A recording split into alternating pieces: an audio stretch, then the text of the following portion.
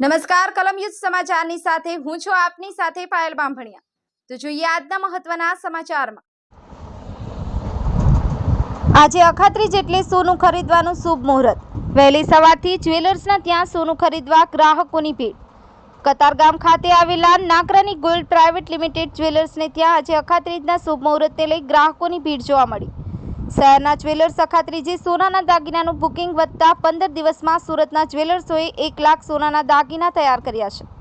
આજે અખાત્રીજનું શુભ મુહૂર્ત છે। આ શુભ મુહૂર્તને ધ્યાનમાં રાખી અને શહેરના જ્વેલર્સ માત્ર 3 જ મહિનામાં 4 લાખ નંગ ઘરેણાં બનાવ્યા છે, જેમાં છેલ્લા 15 દિવસમાં 1 લાખ નંગ સોનાના દાગીના બન્યા છે।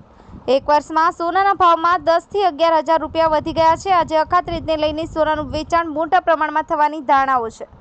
બ્યુરો રિપોર્ટ કલમ યુદ્ધ સમાચાર રમેશ સત્યની સાથે।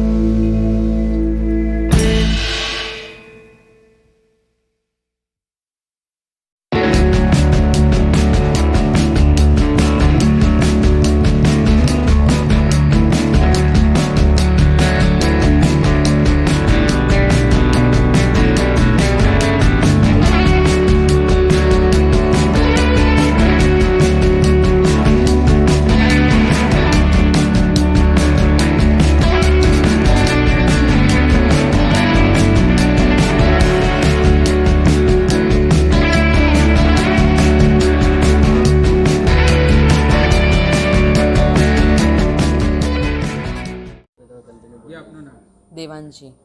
આજે અખાત્રીજના દિવસે અમે દર વર્ષે સોનું લઈએ છીએ, તો આજે હું સોનાની ખરીદી કરવા આવી છું અને આજે 5-6 દિવસના હિસાબથી ભાવ બી ઓછા થઈ ગયા છે, 5-6% ઓછા થઈ ગયા છે। તો એ હિસાબથી આજે લેવામાં બી થોડી છૂટ છે, કારણ કે આટલા દિવસથી ભાવ વધારે હતા તો એમ થતું હતું કે લેવાશે કે નહીં લેવાશે, પણ આજે ભાવ થોડા ઓછા થયા છે તો આજે અમે ખરીદી કરવા આવ્યા છે।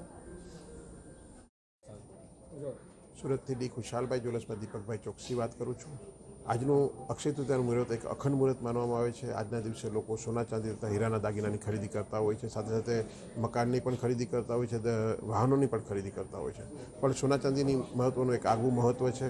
આજના દિવસે લોકો ખૂબ જ સારા પ્રમાણમાં ખરીદી કરી રહેલા છે અને લોકોમાં એક ફિક્સ ટ્રેન્ડ છે કે જે લોકો આ દિવસે ખરીદી કરતા હોય છે એ ચોક્કસપણે ખરીદી કરવા માટે આવે જ છે અને અખાત્રીજનું મુહૂર્ત સાચવતા હોય છે।